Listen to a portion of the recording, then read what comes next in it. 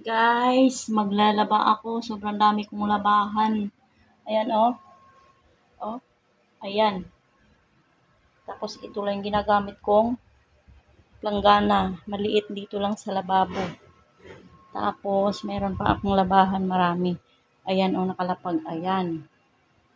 Ayan yung mga puti. Yan. 2 linggo kasi ako hindi nakapaglaba. Ang hirap nung maging mahirap, no? Hindi ako makabili ng ng washing machine kasi pagdating sa sweldo naman ng partner ko, kulang din ang sweldo niya kasi nga siyempre maraming gagastusan at saka pumunta kami ng hospital nung Lunes, tapos pinabalik pa kami nung Martes. Kaya natambakan ako ng sobrang daming labahan. Sobrang hirap, sobrang sakit sa likod. Nangangalay yung aking kamay. Ayan. Panoorin lang ninyo ako ha. Ako ay magdadawni na.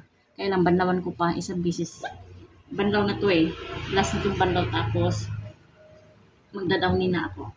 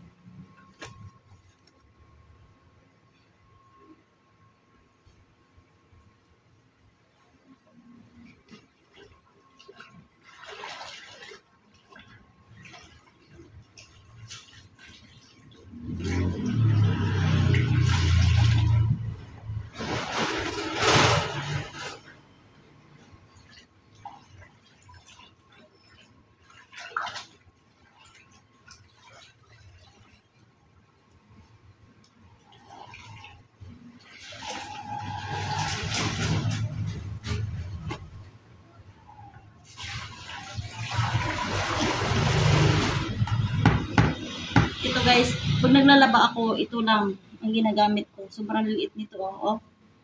Oh. Panglababo lang talaga siya, mag-asya. Kahit gaano kadami yung aking labahan, dito lang nilalabahan ko, walang iba.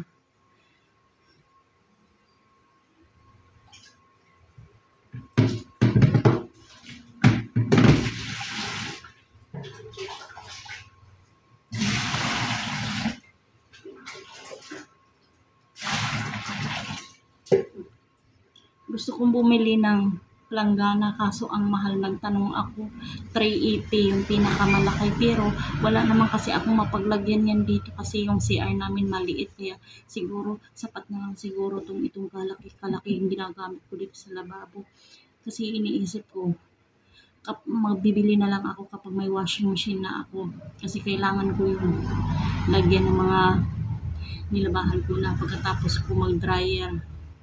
Ang mahal kasi 380 tapos sobrang laki niya. Hindi kasi siya magkasya sa CR kasi maliit lang ang CR dito, kasya lang sa isang tao. Yung tama lang makapag-CR ka. Kasi yung mga pabahay kasi dito, maliit lang naman. Kaya maliit lang din yung CR.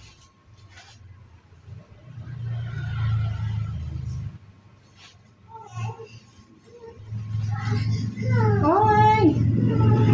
Gising na? Guys, magdadawin na ako. Gising na yung aking alipores.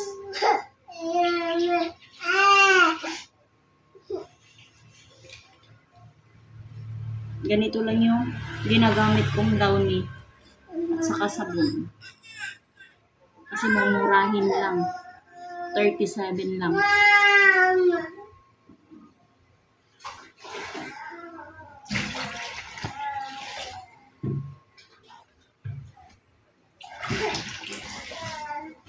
Mahirap talaga maging mahirap. Pero sige lang, laban lang sa buhay.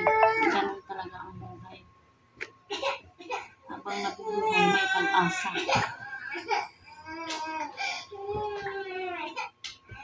Sinabayan ng ingay.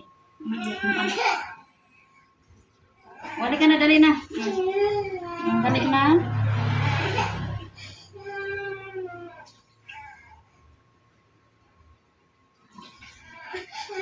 O, dali na, dali.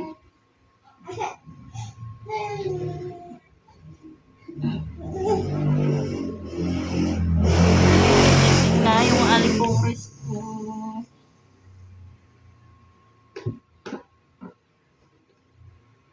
So, ito yung pinagsahuran ko ng aking sinabunan, binanglawan.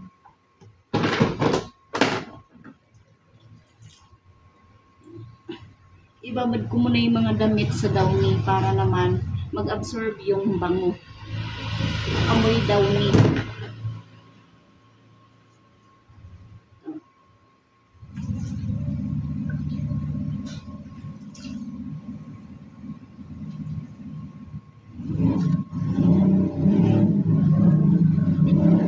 Sama-sama lang to lahat.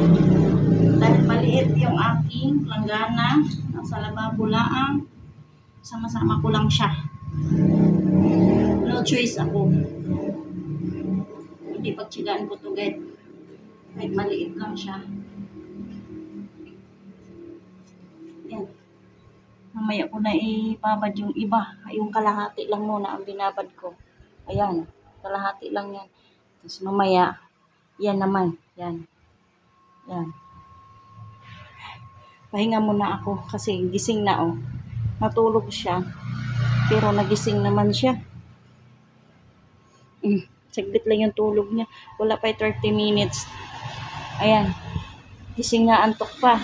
Tapos ayan pang labahan ni mama. Nakalapag. Ang dami pang labahan. Ayan pang mga puti. Marami yan. Oh. Oh. Oh. Oh. Oh. Oh. Diba? Napakahirap ng buhay. Yun nga ang sinasabi, habang nabubuhay, may pag-asang mabuhay. Kaya tiyaga at tiis lang. Malay mo, balang araw. Babay na guys, nang umiiyak na yung anak ko, patulugin ko muna ulit siya.